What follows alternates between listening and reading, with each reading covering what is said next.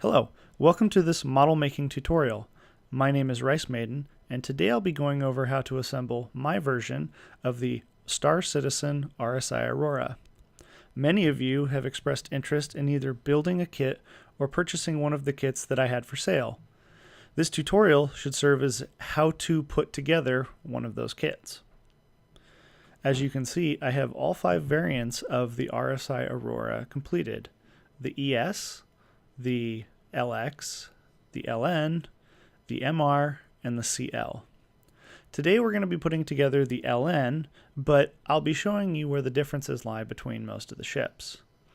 Before we begin, I would suggest watching this video through its watching this video in its entirety before you begin, so that you know some of the nuances of what you're getting into. In terms of putting the ship together, I typically use Aleene's tacky glue, stuff that you can get at most major hobby and craft stores, as well as using a file and some toenail clippers for trimming if it becomes necessary. To begin with, we are going to look at the LN. So if I hide all those and open up my ship that we're going to be working from, in this model, all of the wood pieces will be represented in white, and all of the 3D printed pieces will be represented in yellow. In the kit that if you've purchased a kit from me, your 3D printed pieces will be white. To begin with, I would recommend that this model be put together in between 2 and 3 build sessions.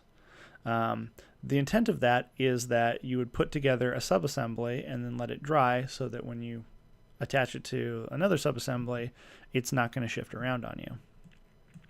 As you can see, the Aurora is it does not have that many parts, but there are a couple gotcha pieces, so I'll try to go through those a little bit more in detail when we get there.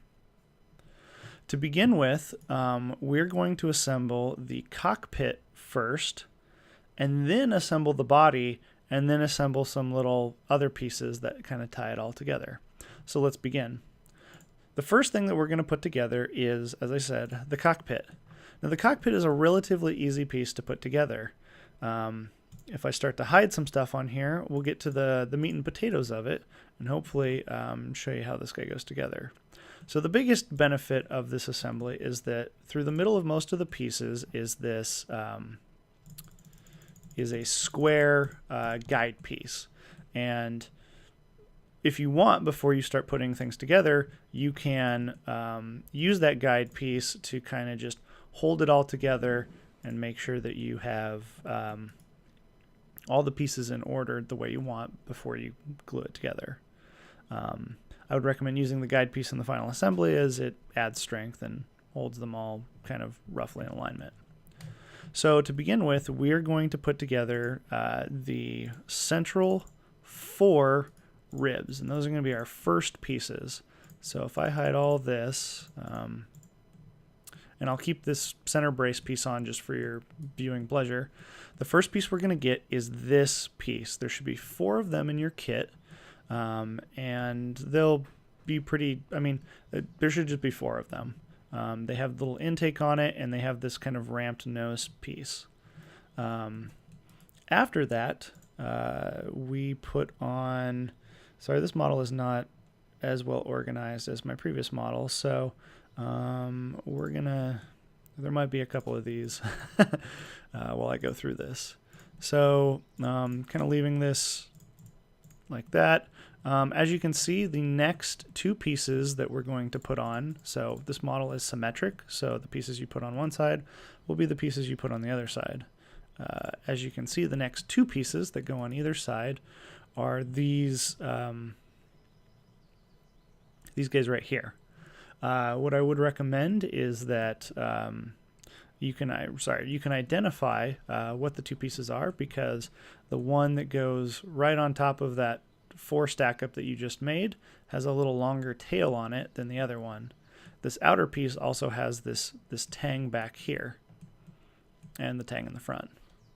The next piece we're going to shove on there is these two other door pieces. Now both of these pieces here are exactly the same, and they look like this. They're going to have basically 3 tangs on them and this flat section on top. I will recommend that on the innermost piece here on both sides, so this piece here and this piece here, that you clip this front portion. I can represent that like this. Give me 1 second. Where'd you go? I guess I need to get out the tools to do this. So I would recommend clipping this piece as such. So now it's flat. The problem is that there's a little bit of interference with the cockpit right here that didn't make its way into the final pieces that got sent out. So as you can see over here, oh yeah, I clipped that one too. So yeah, so I would recommend clipping that with some toenail clippers or whatnot, but while you put it together. So let's get rid of that, and let's get rid of that, and keep going. So at that point, you should have this model. To finish this out, that kind of stack up of parts, you're going to have one more piece that goes on the outside. I believe it's this one. Okay, it'll be a round piece with a slot in the center, and as you can see, it kind of creates a trough and just kind of fills in the side here. One thing you should note is that this guide piece should not be sticking out, and that shouldn't be sticking out so that you can put the final door piece on, which looks like this. And that center portion should be covering up the guide piece. One thing you should note in this kit, if you purchased it from me, there will be some extra pieces, and I just say that from the point that if you look at this part, there's kind of this opening in the interior. The laser cutter doesn't immediately get rid of that part, so that piece may have fell into your kit. It's just something to keep in mind if you get to the end and you go, well, I have these extra pieces. They might just be interior pieces from cutouts like this that didn't get discarded. Once you're at this point, we're pretty far along in making the cockpit. You're going to want to attach the cockpit itself, and this guy slides onto here. As you can see, it's got a cavity in the back to mate up to the geometry on the cockpit thus far, and you can just slide that guy on and glue it in place. Once you have this, there's a piece on the top that you can install. Now the best way to install this piece is to slide the rear end into this groove first. So looking at that again, you're going to have this opening. You can slide that in and then push the front portion down into the groove on top of the cockpit and put a little bit of glue on that to hold it together. I would be careful of this piece as it is pretty fragile due to its small size. So again, use caution when putting it together. If it does perchance happen to break, no worries. This piece is supported on the flat spots here and here, and if you glue it together close enough, nobody should be able to know that that piece has broken in half. Continuing on, the last two pieces are the nose portion of the ship. I would recommend doing, potentially doing, this nose piece you can put on quite easily, just some dabs of glue, and it should hold itself in place while it dries. However, the very end, these runners, there's not a whole lot holding them in space per se. As you can see, they kind of butt up to the edge of this. They're located kind of on the edge of this piece right here. And so when you put it together, that's just something to keep in mind, that it will kind of hold it, you know, it will push itself against these wood pieces here to kind of keep the proper angle. As you can see, that's about the angle we're looking for. However, they're not 100% supported, so when they're drying, you might want to prop something up.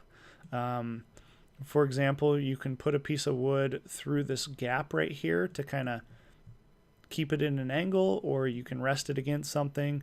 Just something to keep in mind that you're going to need to find a way to support it in the angle you want it to dry in. Once you're done with this guy, and again, this piece here can be left to the very end if you want. I do that sometimes just because when the model is complete, it kind of sits on its own better than having to just glue together this kind of loosey-goosey piece. So once we're done with that, we're going to set that guy aside and we're going to move on to the body. Now the body is the meat and potatoes of this ship. When we get started on this, I'll be pointing out some things, and hopefully this will make sense when I'm done. So if I go up here, I'm going to turn off these pieces because they're going to be not something we immediately care about. This is the first kind of subassembly you're going to want to put together. As you can see, there isn't really anything, there aren't a whole lot of alignment parts to this, so I'm going to kind of show you how to eye this up so that when you glue it together, it should be correct. The first part you're going to have is this cargo pod. And as you can see, it's got cutouts for the wood pieces in it. So these pieces go along. Obviously, there's a little bend in it, and this front one accounts for that. So when you're laying this cargo piece down, the front of it is going to be the one with the more jutted out cutout. Whoops. So when we begin on this, here's how I would recommend you build it. The first thing you're going to do is get these 4 pieces. Now, it's going to be a little bit confusing just because there's 6 pieces that look like this, but 4 of them go on the bottom. So if we look at, where did they go? Here we go. Okay, so the other 2 pieces that look like those are, are these pieces right here. So on top, we're going to have these 2 pieces. I should just put the whole thing on. So on top, we're going to have these 2 pieces right here, just one on each side. And on the bottom, we're going to have these 4 pieces right here. And the way you can tell them apart is that at the very end, this one is clipped. So you can see that it's got kind of that bulge on the long end, but it's flat. Whereas on here, you have that bulge on the end, but it's pointed. Hopefully that should let you identify the 2 that go on each side on the bottom and the 1 that goes on each side on the top. So putting this guy back to where we were at, we are, give me one second. So we're assembling this guy right here. So what I'd recommend is once you have these 2 pieces glued together, and they're again the same, set them, put some dabs of glue on your cargo piece and glue them to this guy so that you get something like this.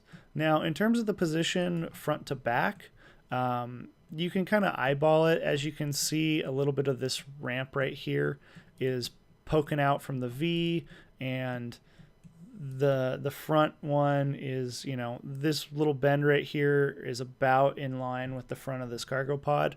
Just kind of eyeball it. It's not that critical. If we go to here, once this piece is kind of dried a little bit, or if you're feeling comfortable, you could kind of do it all in one go. You're going to put the lower wing on. So the lower wing is this big piece. There's 2 of them that look like this, and they're both extremely fragile until they're glued. So be careful, because these, you know, you have these big wings that are supported by this center cross section. And you have 2 of them. You have a big one, and you have a small one. I would recommend that you glue this guy on and just kind of move it around till it's in kind of the right position. As you can see, the hooks on the front have a little bit of a gap to the start of the V, as well as on the back. there's a little bit of a, you know, the bulbous part starts a little bit back from the end.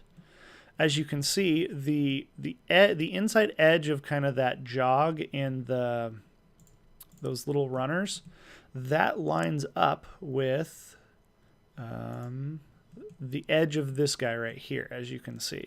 So use that as an alignment tool for when you're getting it together. Now, as you can see, these lower pieces hang off the inside of this by a little bit, so keep that in mind when you're putting it together. It's not going to be flush the entire way down like it is here. Once you get that guy glued together, you have a second piece that goes on top of it. The front end of it matches the profile of the bottom piece, so this second piece should really not be too terribly hard to kind of put together. Once you have this piece done, I would let it dry for a minute or two, just so that it's kind of in a solid chunk and you're not worried about pieces sliding around. We're going to mate this to the cockpit. So the cockpit goes in this slot right here. So if I turn these two guys off, you can see that in your cockpit assembly there's this notch in the back. And when you have the cockpit, when you have this back piece, you should be able to slide it in this slot here and put it up here, put some glue in, and just basically kind of hold this two together so that you basically glue this assembly together to look like an Aurora space truck. Once this assembly is done, you can start the stack up. Once the assembly is dry, you can start the stack up of interior pieces. Let's see if I can get this right without. I'm just gonna have to do this manually. So the stack up of parts inside of here goes as follows. If I turn these two guys off, the first piece you're going to have is this guy right here, and it's going to be noticeably skinnier than the rest of these pieces, and longer. So let me get rid of that. So this will be your first piece, and you can tell which one it is because it has this mouth on one end and it has these two little jogs towards the rear. As you notice, it doesn't really touch much of this bottom piece. It's not a lot to worry about. Just put some dabs of glue here, here, here, and here, and just set it on there. The thing to note is that it's going to basically be kind of butted up against the cockpit. The reason we put the cockpit on is so we have a gauge to know how far forward this piece is installed. On top of that guy, we got... nope. Okay. On top of that guy, we have the first of this main body piece. Now, the thing to keep in mind is that I believe there are two of these. Yes. So, as you can see, there are two of the same piece. I can't really tell you how to identify them other than I can tell you what they're not. So, and I mean that by... So the stack up in the center here is these pieces right here, okay? So where we were just at, we had this bottom piece on. And then there are two of these similar pieces here. Oops, sorry. There are the two of these similar pieces that go here. But and how to identify these is that they're not this piece. And in the center of this kind of like stack up right here in the center is this guy. It's got a bigger mouth than the two below it, and it's got these tangs on the end. And how that guy works, whoops, let me get rid of the motor. Now how that guy works is, so I'll tell you how it works later. I'm getting a little tongue-tied. So again, you got that lower piece, and then you got the stack up of three in the center, the big tang, and then the clone of that bottom one. And then on top of that, you're going to put this guy. And this guy is going to have the same mouth as those lower pieces, but it's going to be a lot shorter. And that just basically butts up against the end of this. So you have this nice cowling against the cockpit. At this point, we have one more piece that goes on top of that, and that's this guy. Now, in order to figure out where this guy lines up, there's no real alignment features on it, so you're just going to have to eyeball it. Two good things to look for. is that the points on the end hang off the piece below it just by a little bit. And in the front, you can either align the front of these flats with the tangs on the bottom, or you can just leave a little bit of a gap like I have. Once you get that guy on, the majority of the main body is done. We're going to pop the wings on top of it, and on each side you should have these two pieces, and both of them should have the engravings, one your name and one the serial number on it if you purchased a kit. How these line up, there's no alignment features, but you can align it by keeping this front. So you can look at the piece straight on. You can see that they're wings. There are two of them. The piece below it, this front face here, can be flush with the part below it, as well as this kind of main jog piece back here. As you can see, the interior has this jog, and the exterior has this little tiny cutout for whatever the Aurora has for its purpose. At that point, we're pretty much done with the body. The two things we can do right now is throw the intakes on, and this is where we start to get into the differences between the Auroras. On this model, we'll be putting the Aurora LN intake on. On every other model, they use a different style intake, and it's actually, as far as I know, the same on all the others. So if we look at these guys, all the other ships should have this style of intake, while their LN will have this style of intake. And how that's installed is the little tang that we were talking about just a minute ago, that actually slides into the intake itself, as you can see right here. Whoops. Let's get a view. As you can see, there's a little opening here, and that tang just slides in there. So drop a dab of glue in it and call it good. On the rear of this guy, one thing you might have to do, there was some issue with the material dimensions. The engine on the back, if I can load that guy on, goes in this little tiny like recess right here. Originally, I had designed that on this center, on this big tang piece here, you have this little nubbin, and that nubbin intersects the engine, and the engine should have a little nubbin space for it. That may or may not fit depending upon your model, since I was having some material dimension issues. So if that tang doesn't fit in there, just cut the tang off with some toenail clippers. As you can see, the tang is not symmetric up and down. That tang should be biased towards the bottom of the motor in the orientation that it should be installed. So as you can see on here, the LN motor has its little opening towards the top. If we go through all of the models, the CL is, I guess the CL is symmetric, so it doesn't matter. The same goes for the MR. LN once again. The LX uses the LN engine, and then the ES, okay, so they're all symmetric at this point except for the LN. So just if you have the LN, make sure this opening is towards the top. Getting rid of those.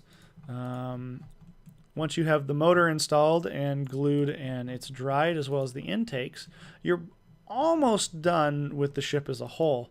The last thing to do is install the little bitty fascia features that are here.